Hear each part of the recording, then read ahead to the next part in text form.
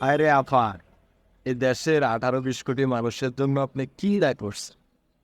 দেশে কত ধরনের উন্নয়ন করছেন, কত কিছু করছেন। এই বাংলাদেশের মানুষের হাতে হাতে মোবাইল ফোন দিছেন, মানুষের ঘরে ঘরে বিদ্যুৎ দিছেন, কত উন্নয়ন যে করছেন আপনি। কিন্তু বাংলাদেশের মানুষ আপনার এগুলা কিছুই মনে রাখে না। বাংলাদেশের মানুষ সেগুলো কিছুই মনে রাখেন। এরা আপনাকে এই কিছুদিন আগে আপনার জন্মদিন ছিল। আপনার জন্মদিনে আপনার জন্য সবচেয়ে বড় গিফট কি ছিল জানেন? আপনার চেহারার মধ্যে জুতা নিক্ষেপ করা।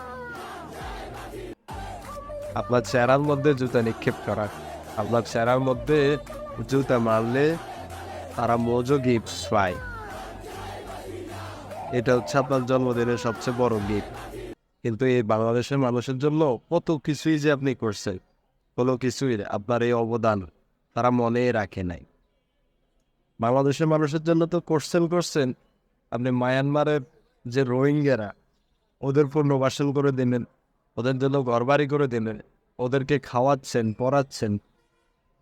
এই বাংলাদেশের মানুষ আপনার অবদান রাখতে পারেন।